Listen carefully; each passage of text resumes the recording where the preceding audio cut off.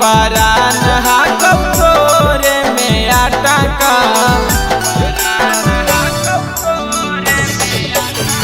तोरा बिना गे सोना जीवौ नहीं एको पल हमर परान हा कटोरे में आटा का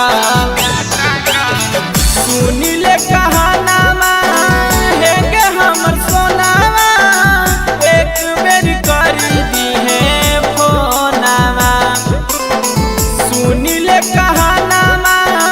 हे गे हमर सोनावा एक बेर करी दी है फोनावा आगे माची सकतिया देहिया में बाराबो छीटिए के पिटारो लावा आगे माची सकतिया देहिया में बाराबो छीटिए के पिटारो लावा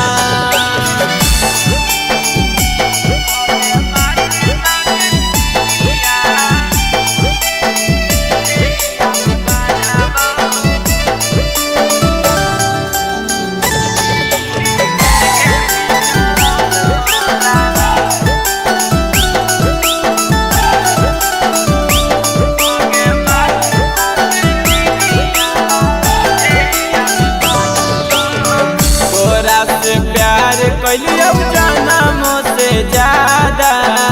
तोड़ी देनी छौरी सबे कइला बादा तोरा से प्यार कलियो जनमों से ज्यादा तोड़ी देनी छौरी सबे कइला बादा सूरज संतोषवा छौड़ी बैठी के गे कोनामा सूरज संतोषवा छौड़ी बैठी के गे कोनामा आगे माची सकतिया देहिया में बाराबो छीटी के गे पिटारो लावा आगे माची सकतिया देहिया में बाराबो छीटी के गे पिटारो लावा।